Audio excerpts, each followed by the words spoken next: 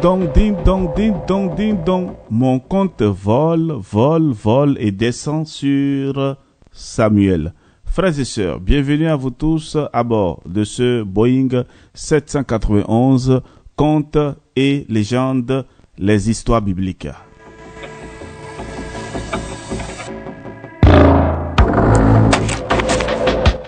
Bienvenue à bord de ce grand Boeing. Frères et sœurs bien-aimés, à tous et à chacun, nous souhaitons la paix et la bénédiction. Aujourd'hui, nous voulons parler de la naissance de Samuel. Eh bien, le juge qui intronise les rois. Alors, vous êtes confortablement assis et nous sommes déjà dans l'espace. Serrez donc vos ceintures et soyez attentifs. Aujourd'hui donc, le billet d'avion, le billet pour nous rejoindre, c'est le premier livre de Samuel. Nous allons prendre les 2 premiers chapitres et nous allons parler de Samuel. D'abord, nous devons savoir ceci.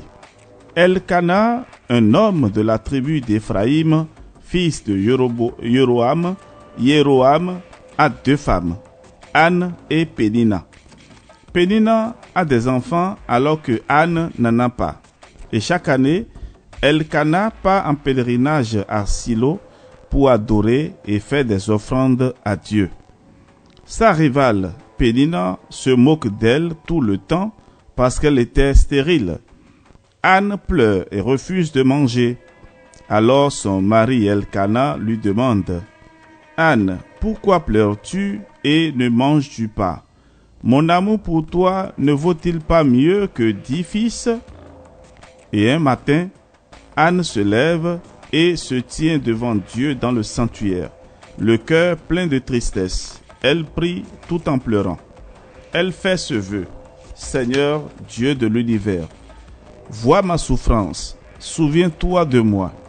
Si tu me donnes un fils, alors je te le consacrerai et ses cheveux ne seront jamais coupés. » Élie, le prêtre, le nouveau juge d'Israël, l'observe. Elle prie longuement. Ses lèvres remuent, mais on n'entend pas sa voix. Élie pense qu'elle est ivre. Alors il lui dit, « Jusqu'à quand seras-tu dans cet état? Va faire passer ton ivresse ailleurs. » Mais Anne lui répond, « Non, mon Seigneur, je n'ai rien bu. Je ne suis qu'une femme angoissée. » Et oui, une femme angoissée qui pleure devant Dieu. « Ne me prends pas pour une femme de mauvaise vie. C'est ma grande peine qui me fait prier aussi longtemps. » Alors Élie lui répond, « Va en paix et que le Dieu d'Israël exauce ta prière. » Elle répond, « Amen. » Elle mange, puis retourne auprès de son mari. À partir de ce jour, elle cesse d'être triste. Le lendemain, il rentre chez eux à Rama. Elkana passe la nuit avec sa femme Anne et Dieu exauce sa prière. Anne est enceinte, puis elle met au monde un fils qu'elle nomme Samuel, ce qui signifie « Je l'ai demandé à Dieu ». Son mari part avec toute sa famille pour le pèlerinage annuel à Silo, sans Anne. En effet, Anne attend que l'enfant soit sevré afin de le présenter à Dieu et de le confier au prêtre Élie. Le moment venu, Anne amène l'enfant et prend avec elle un jeune taureau, de la farine et du vin. Ils font leur offrande dans le temple de Dieu à Silo et conduisent Samuel à Élie. Anne lui dit, « Mon Seigneur, je suis la femme qui se tenait près de toi ici. C'est pour cet enfant que je priais et Dieu a exaucé ma prière. À mon tour, je l'offre à Dieu. » Et là, il se prosterne devant Dieu, puis Anne fait cette prière. « Mon cœur se réjouit en mon Dieu, car la femme stérile enfante 7 fois. C'est Dieu qui relève le pauvre des difficultés pour le faire asseoir à la table des nobles. Dieu donne la puissance à son roi, il rend plus fort celui qu'il choisit. Elkana et sa famille retournent à Rama, mais Samuel reste au service de Dieu. Il est confié au prêtre Élie. Voilà, chers amis, la naissance du nouveau juge qui intronisera désormais les rois. Il s'appelle Samuel, ce qui veut dire « je l'ai demandé à Dieu ». Voilà, je l'ai demandé à Dieu, Dieu me l'a accordé. Et la naissance de Samuel est un miracle. Anne tient sa promesse alors et consacre Samuel pour qu'il soit au service de Dieu tous les jours de sa vie. Alors, frères et sœurs, pourquoi il ne faut jamais se décourager? La réponse, nous l'avons avec Anne, qui a prié longtemps et l'enfant est venu. Au lieu d'aller chez les féticheurs, les marabouts, dans les arbres, dans les forêts, dans les eaux, pour aller demander l'enfant aux divinités, frères et sœurs bien-aimés, et surtout, chères sœurs, chères mamans, soyez patients. Soyez patients et vous verrez donc la bonté de Dieu dans votre vie. Celui qui confie sa vie au Seigneur n'est jamais déçu. Alors Samuel a été confié au temple. Quelle est la suite?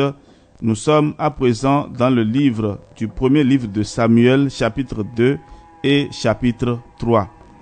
Samuel est un enfant au service de Dieu. Chaque année, sa mère lui fait un petit manteau qu'elle lui apporte lors de son pèlerinage annuel à Silo. Le prêtre Élie bénit les parents de Samuel en disant que Dieu donne à Elkana des descendants à travers sa femme Anne, en échange de Samuel qui est consacré à Dieu. Et il retourne chez eux à Rama. Dieu visite Anne qui met au monde 3 fils et 2 filles. Élie est maintenant très âgé et ses fils Ophni et Pinas sont des pervers alors qu'ils sont eux aussi prêtres de Dieu. Ils ne prennent pas au sérieux leur fonction de prêtre. Ils sortent avec les femmes et traitent avec mépris les offrandes que le peuple offre à Dieu. Élie, informé de leur mauvais comportement, leur fait des reproches. Non, mes enfants, ce que le peuple me raconte sur vous me déshonore. Si un homme pêche contre un autre homme, Dieu peut le lui pardonner. Mais s'il pêche contre Dieu lui-même, qui prendra sa défense? Cependant, ils n'écoutent pas leur père. Quant au jeune Samuel, il continue de grandir en taille et en grâce. Il sert fidèlement Dieu en présence du prêtre Élie. Et en ce temps-là, les paroles de Dieu et les visions ne sont pas fréquentes. Une nuit, Samuel est couché dans le sanctuaire, là où se trouve l'arche de Dieu. Dieu l'appelle. « Samuel, Samuel !» Il court dans la chambre d'Élie et lui dit « Me voici, puisque tu m'as appelé. » Élie est couché et il commence à perdre la vue. « Je ne t'ai pas appelé, retourne te coucher, » lui dit-il. Il retourne se coucher et Dieu l'appelle à nouveau. Il se précipite dans la chambre d'Élie et lui dit « Me voici, puisque tu m'as appelé. » « Je ne t'ai pas appelé, mon fils, retourne te coucher, » lui dit Élie. Samuel ne sait pas encore reconnaître la voix de Dieu, car Dieu ne s'est pas encore révélé à lui. Dieu l'appelle pour la 3e fois.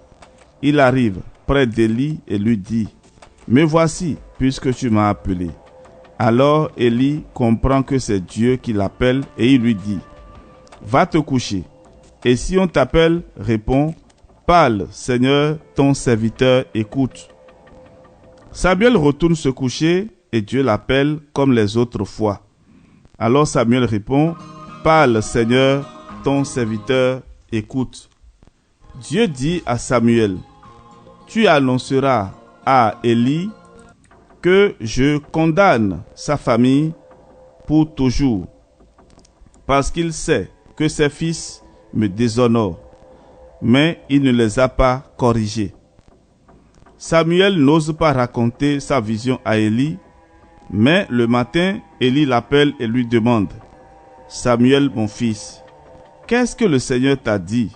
Ne me cache rien. » Alors Samuel lui raconte tout sans rien lui cacher. Élie dit, « Dieu est souverain, qu'il fasse ce qui lui semble bon. »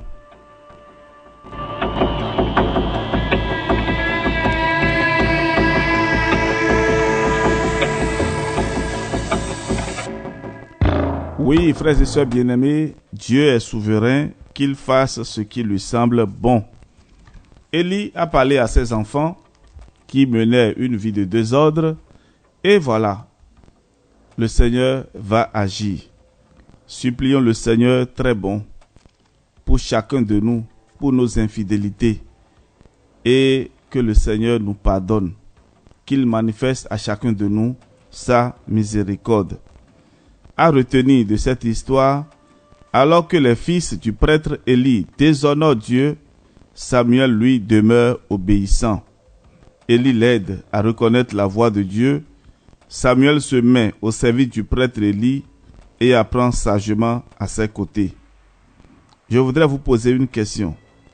As-tu déjà entendu Dieu te parler? Si oui, comment cela s'est-il passé? As-tu déjà entendu Dieu te parler? Si oui, comment cela s'est-il passé? Frères et sœurs, nous nous arrêtons là pour aujourd'hui. Nous allons continuer demain avec la grâce de Dieu et nous parlerons de l'âge de Dieu qui punit les Philistins. Et à tous et à chacun, nous souhaitons bonne descente et nous nous préparons pour l'atterrissage. Que Jésus Sauveur nous donne la grâce de revenir encore demain, fidèles et nombreux à ce rendez-vous de contes et légendes, les histoires bibliques. Votre serviteur, le Père Jean-Raphaël Mariton, nous dit, et si vous avez des questions particulières, vous pouvez nous écrire par WhatsApp, plus 229 67 20 14 14. Soyez bénis, à demain.